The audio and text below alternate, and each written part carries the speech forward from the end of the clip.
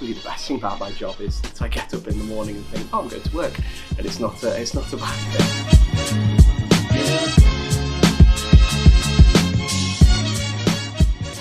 My role is to take our puppies, like these two young ladies around our feet, who have spent their first year with volunteers called puppy walkers, and they raise them and take them out, socialise them and do all this sort of good stuff and get them ready. Just at the point where they're really nice, we come and bring them in for training, and I have 4 weeks with each dog to teach them as much about being a guide dog as possible. Well, normally at the start it's a big change for the dogs. They've been with this one volunteer for about, say, for a year, so they're very used to a routine, and then of course all of a sudden they're uprooted and they move into London, which is big and scary, and they go to stay with a volunteer boarder, so they move home and they're coming in here every day. So the first 2-3 weeks often you're just settling them down and getting them more chilled out and getting them in a frame of mind to work.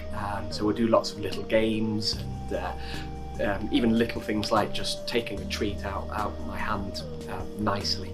It's that sort of level of things. And when they've built a really nice bond with us, then that's the point where you can really start teaching the guiding tasks. So 2 absolute main things I have to teach is first of all is curb work, which is basically sounds simple. As soon as she approaches a curb of any kind, flat, deep, anything like that, she's got to stop.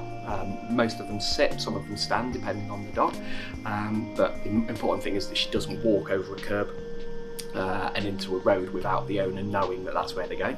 And the second one is what we call the straight line principle, which again sounds simple. Basically the dog keeps going in a straight line until the owner tells them to go left or right. And that's how they're going to navigate as they get through to places. As they get confident with that, hopefully I start teaching them obstacle avoidance, what to do with if a car comes out of nowhere, and what to do if pavement's blocked, and all the sort of little things that you get as you go around the city. Probably the best thing about my job is that I get up in the morning and think, oh, I'm going to work, and it's not a bad thing. I've had so many chances to speak to guide dog owners, and I love that I've been able to see now about 27 of my dogs.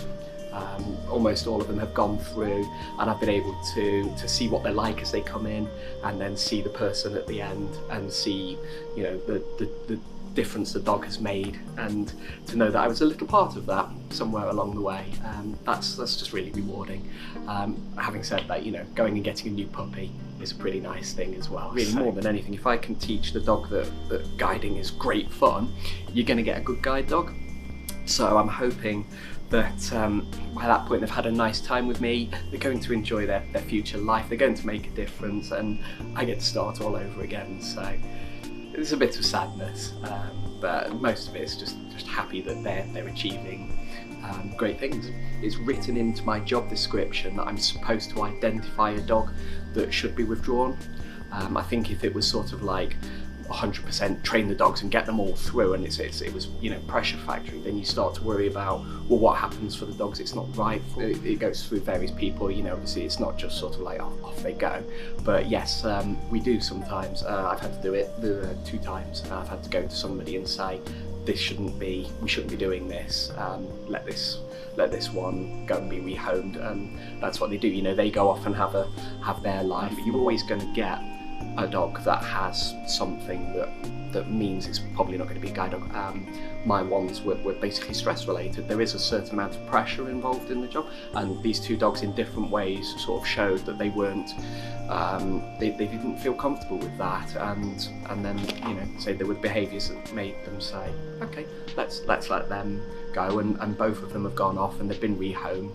One actually has gone, the person who rehomed it is being volunteers as pets as therapy dog, so she's still going into hospitals, I think, and goes in and cheers everybody up. So even with that, she still goes and does some good work. So normally it's at 16 weeks, and they move on to my colleagues who are called guide dog mobility instructors.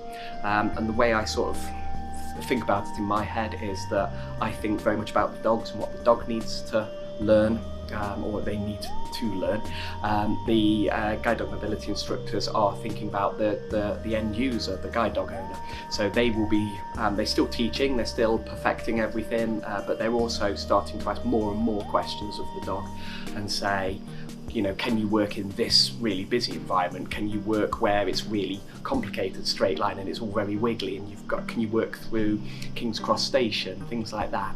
Assessing the dog, and then they're looking at all the people who are on our waiting list for a dog and finding out who's going to be a good partnership between it. And at the end, they have about 10 weeks. At the end of that 10 weeks, they will do a class, which is 2 to 3 weeks, where they're with the owner every day, teaching the partnership how to work together, and then they support them for the rest of their lives.